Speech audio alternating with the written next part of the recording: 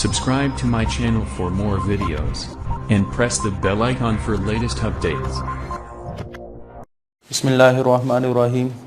Dear student, आज का जो हमारा लेक्चर है वो पिछला जो लेक्चर है उसका नेक्स्ट सेगमेंट है, जिसमें लास्ट लेक्चर में हमने फोर ब्रेन स्टार्ट किया था। तो हमने डिस्कस किया था कि फोर ब्रेन के तीन पार्ट्स होते हैं। एक थैलमस है जो लास्ट लेक्चर में हमने डिस्कस कर लिया था। इस लेक्चर में हमने एक लिम्बिक सिस्टम को डिस्कस करना है और एक सेरिब्रम को डिस्कस करना है। तो लास्ट लेक्चर में हमने स्ट्रक्चर ऑफ ब्रेन को मैंने ड्रा करके दिखाया था आप लोगों को।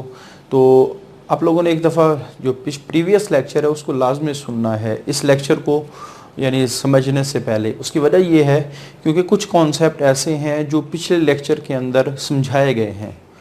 तो यहाँ मैं इतनी डिटेल आपको नहीं बताऊँगा, ख़ास तौर पे जो लोकेशन ऑफ पार्ट्स के हवाले से। तो आप लोगों ने पिछला लेक्चर लाजमी सुनना है। आज जस्ट हमने इनके फंक्शन डिस्कस करने हैं कि लिम्बिक सिस्टम का फंक्शन क्या है और सेरिब्रम का फंक्शन क्या है, और जो लास्ट लेक्चर में डिस्कस हुआ था उसकी कुछ पॉइंट आज भी हम डिस्कस करेंगे। तो सबसे पहले लिम्बिक सिस्टम। तो लिम्बिक सिस्टम की लोकेशन लास्ट लेक्चर में मैंने ड्रा करके दिखाई थी आप लोगों को, और मैंने कहा था कि ये आप लोगों ने बात जहन में रखनी है कि लिम्बिक सिस्टम एक आर्क की शक्ल में लोकेटेड होता है। किसकी शक्ल में? आर्क, यानी इस तरह एक आर्क की शक्ल में लोकेटेड होता है, और इसकी लोकेशन फोर ब्रेन के अंदर थैलेमस और सेरिब्रम के दरमियान में होती है। आगे जब हम लिम्बिक सिस्टम की बात करें उसके तीन पार्ट्स हैं, और जब तीनों पार्ट्स मिलकर काम करेंगे तो ओवरऑल इसके कुछ जनरल फंक्शन प्रोड्यूस होते हैं। तो सबसे पहले लिम्बिक सिस्टम वर्क टुगेदर, यानी तीनों पार्ट अगर मिलकर काम करें तो बेसिक एंड प्रिमिटिव इमोशंस, तो हमारे जज्बात को बनाता है। जज्बात यानी जितने भी जज्बात जुड़े हैं वो हमारे लिम्बिक सिस्टम से जुड़े हुए हैं। ड्राइव्स हमारी ख्वाहिशात को बनाता है। इसी तरह बिहेवियर्स हमारे मिजाज को बनाता है। बिहेवियर का जब हम मतलब देखते हैं साइंटिफिकली, एक तो उर्दू में हम इसका तर्जुमा करते हैं ना, बिहेवियर का मतलब होता है मिजाज, लेकिन जब हम साइंटिफिकली बिहेवियर को डिफ़ाइन करते हैं तो इसकी डेफिनेशन क्या बनती है? रिस्पॉन्स टू स्टिमुलाई, कि कोई भी स्टिमुलस आती है उसको रिस्पॉन्स करना, ये आप कह सकते हैं बिहेवियर कहलाता है। जैसे फॉर एग्जांपल फियर, के बाद दफ़ा कोई ऐसी स्टिमुलस आती है जिससे हम डर जाते हैं। रेग, बाद दफ़ा ऐसी सिचुएशन क्रिएट हो जाती है जिसकी वजह से हमें गुस्सा आता है, रेग गुस्से को कहते हैं। ट्रिंक्विलिटी का मतलब होता है सुकून, के बाद चीज़ों को देख के हमें बहुत ज़्यादा सुकून मिलता है। और प्लेयर्स खुशी, हंगर भूख, थर्स्ट प्यास, और सेक्सुअल रिस्पॉन्सेस, तो ये सारी जो चीज़ें हैं ये हमारे लिम्बिक सिस्टम ने कंट्रोल करनी। इसी तरह हमारी जो मेमोरीज़ हैं जो लर्निंग के लिए ज़रूरी हैं वो भी लिम्बिक सिस्टम का एक पोर्शन आप कह सकते हैं बनाता है। Portion of limbic system is also important in the formation of memories. तो ये तो जनरल फंक्शन हो गए, लेकिन पार्ट्स वाइज क्या फंक्शन है? क्योंकि हम कहते हैं कि लिम्बिक सिस्टम में तीन पार्ट्स होते हैं। जो पहला पार्ट है वो हाइपोथैलेमस का है। तो जिस वक्त हम बात करते हैं हाइपोथैलेमस की, तो हाइपोथैलेमस के बारे में अपने दो बातें याद रखनी है। It is a part of brain, ये ब्रेन का पार्ट भी है। It is a part of endocrine system, ये एंडोक्राइन सिस्टम का भी पार्ट है। वजह क्या है? क्योंकि यहाँ नर्व इम्पल्स भी प्रोड्यूस होती है और ये हार्मोन्स भी बनाता है। तो ये डुअल इन नेचर है, ये केमिकल कोऑर्डिनेशन भी का पार्ट है और आप कह सकते हैं नर्वस कोऑर्डिनेशन का भी पार्ट है। तो इस वजह से ये बात लिखी गई है, it is through hormonal production, ये हार्मोन भी प्रोड्यूस करता है, न्यूरल कनेक्शन और न्यूरॉन का काम भी करता है, और ये बॉडी का सबसे बड़ा कोऑर्डिनेटिंग सेंटर है। कोऑर्डिनेटिंग सेंटर से क्या मुराद है कि बॉडी में काफ़ी सारे साइकिल चल रहे हैं, उन साइकिल्स को ये कंट्रोल करता है। जैसे फॉर एग्जांपल आप कह सकते हैं बॉडी टेम्परेचर को कंट्रोल करना, ये इसका फंक्शन है। जो हमारा स्लीपिंग एंड वेक साइकिल है, इंसान सोना उसका उठना, इसको ये कंट्रोल करता है। हंगर भूख का जो साइकिल है, मेंस्ट्रुअल साइकिल जो फीमेल रिप्रोडक्टिव सिस्टम से रिलेटेड है। वाटर बैलेंस और वाटर के बैलेंस को कंट्रोल करना। तो ये वाला जो पोर्शन है, ये जो साइकिल है, इसको हम नेक्स्ट चैप्टर के अंदर डिटेल से डिस्कस करेंगे। तो अभी आपने सिर्फ ये याद रखना है, ये फीमेल रिप्रोडक्टिव ट्रैक का एक साइकिल है। उसके बाद एमिगडाला। तो जिस वक्त हम एमिगडाला की बात करते हैं तो एमिगडाला में क्लस्टर ऑफ न्यूरॉन मौजूद होते हैं, क्लस्टर ऑफ न्यूरॉन्स, और वो क्या करते हैं? हमारे जज्बात को बनाते हैं। यानी आप कह सकते हैं एमिगडाला वो पोर्शन है ब्रेन का जो हमारे जज्बात से रिलेटेड होता है। जैसे cluster of neuron produces sensation of players, ये हमें खुशी के जज्बात प्रोवाइड करता है। पनिशमेंट, सज़ा का जो एहसास है वो भी इस पार्ट की वजह से है। सेक्सुअल रिस्पॉन्सेज, और जितने भी सेक्सुअल रिस्पॉन्सेज हैं वो भी इस पार्ट की वजह से। इसी तरह जो रे गुस्सा है और जो फियर है, यानी आप कह सकते हैं डर है, वो भी इसी पार्ट का हिस्सा है, एमिगडाला। तो आपने ये याद रखना है कि एमिगडाला ये यूजुअली रिलेटेड होता है हमारे जज्बात से। उसके बाद हिप्पोकैम्पस वो पार्ट है लिम्बिक सिस्टम का जो मेमोरी को स्टोर करता है और लॉन्ग टर्म मेमोरी को स्टोर करता है, और इसी वजह से यादाश्त का चूँकि ये एक बहुत बड़ा पोर्शन बनाता है, और याद होना ये ज़रूरी है फॉर द लर्निंग, कोई चीज़ सीखने के लिए। देखो ना, कोई चीज़ सीखी उसी वक्त जाती है ना जब वो हमारी यादाश्त के अंदर स्टोर हो।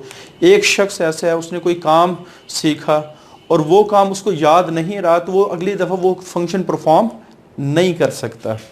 तो important for long term memory, ये लॉन्ग टर्म मेमोरी बनाता है and is required for learning, और लर्निंग के लिए ज़रूरी है। किसके लिए ज़रूरी है? लर्निंग के लिए ज़रूरी है। तो ये हमारे पास लिम्बिक सिस्टम के डिफरेंट पार्ट्स के फंक्शन है।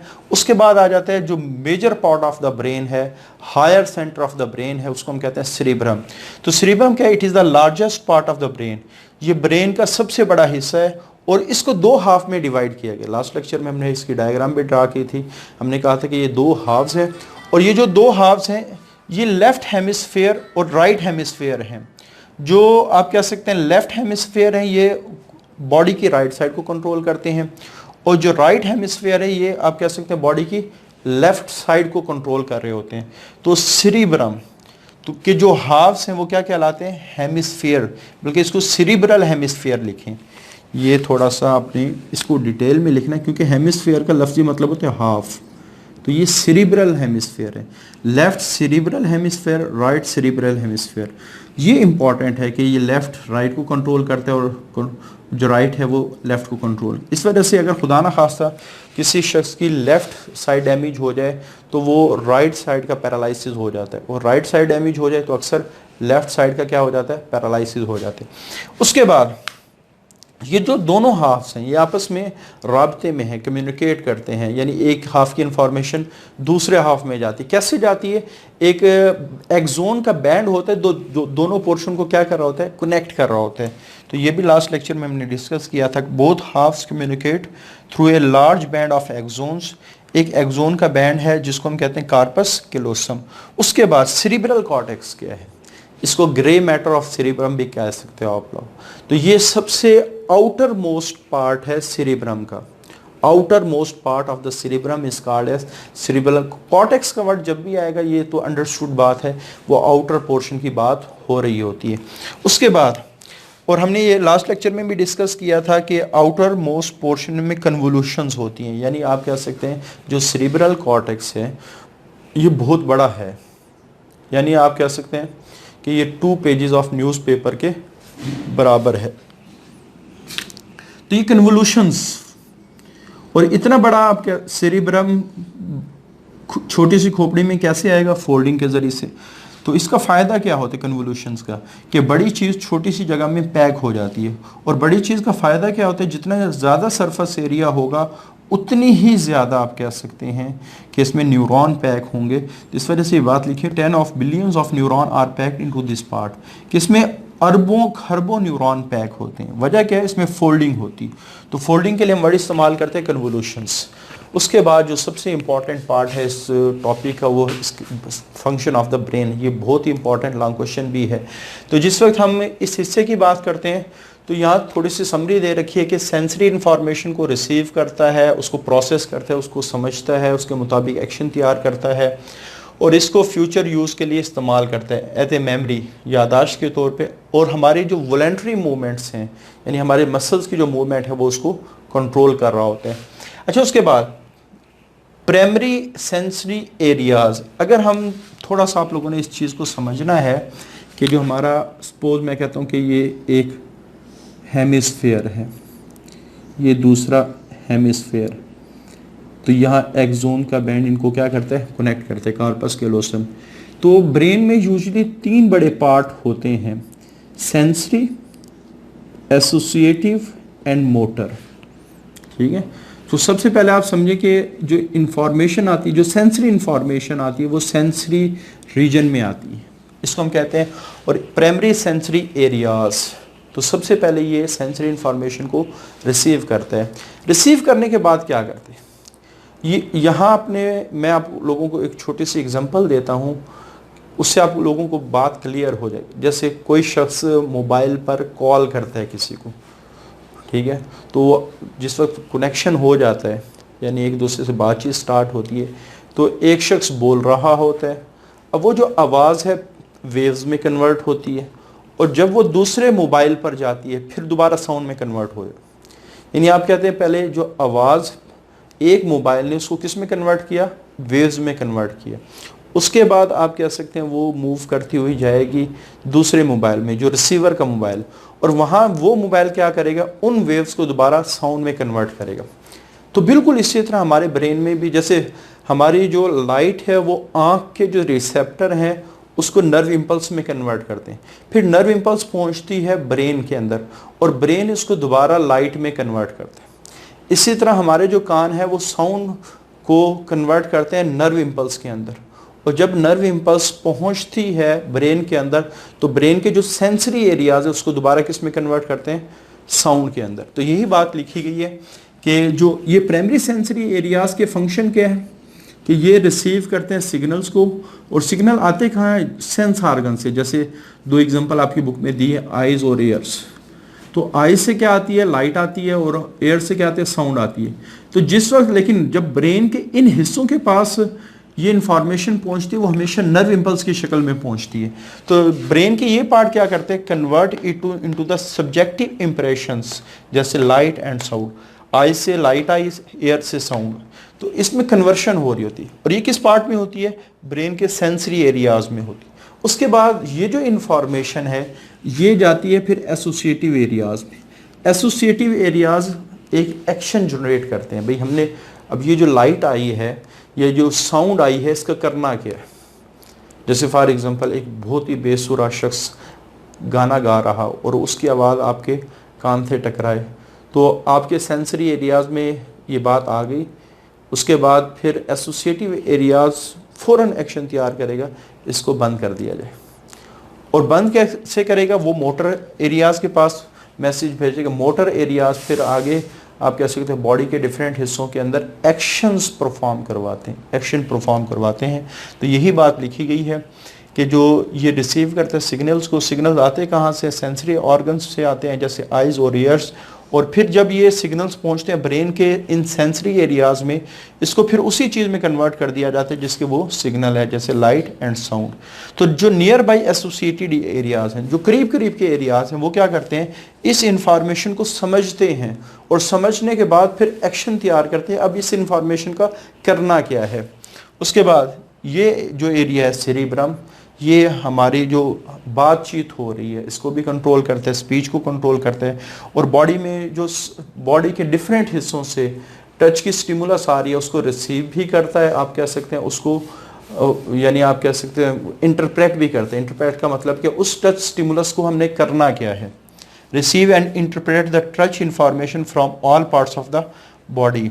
उसके बाद मूवमेंट्स वॉलेंट्री मसल्स की जो मूवमेंट, क्योंकि बॉडी में तो मूवमेंट कहीं काफ़ी सारी जगह हो रही हैं, जैसे हमारे हार्ट भी मूव कर रहा है, हमारी इंटेस्टाइन्स भी मूव कर रही हैं, हमारा स्टोमक भी मूव कर रहा है। तो मूवमेंट तो बॉडी में बहुत सारी जगह हो रही होती है, लेकिन ये सिर्फ जो सेरिब्रम के अंदर कंट्रोल करता है मूवमेंट्स को, वो वॉलेंट्री मसल्स की मूवमेंट को कंट्रोल करते हैं, जो हमारे स्केलेटल मसल हैं, जो हमारी मर्जी के मुताबिक कंट्रोल होते हैं। उसके बाद मेंटल एक्टिविटीज, इसको मेंटल फैकल्टीज भी कहा जाता है, मेंटल फैकल्टीज भी कहा जाता है। तो ये जो सारी चीज़ें हैं, जहानत है, इंटेलिजेंस, रीजनिंग कहते हैं हम किसी को जवाब देने की सलाहियत, जजमेंट कहते हैं फैसला करने की सलाहियत को, और सबसे इम्पॉर्टेंट सोचो विचार करने जो थिंकिंग है, जिसके बारे में कहा it is poorly understood process, जिसको अभी तक सही तरह समझा भी नहीं गया।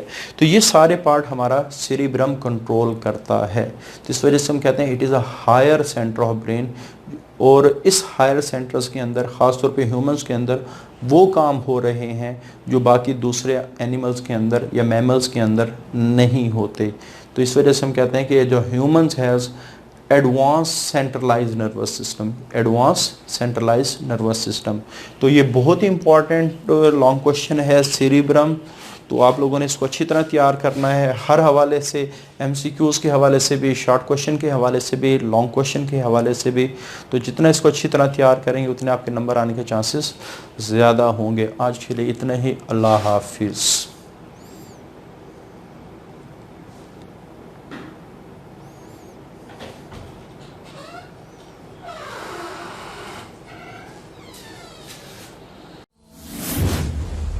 Subscribe to my channel for more videos, and press the bell icon for latest updates.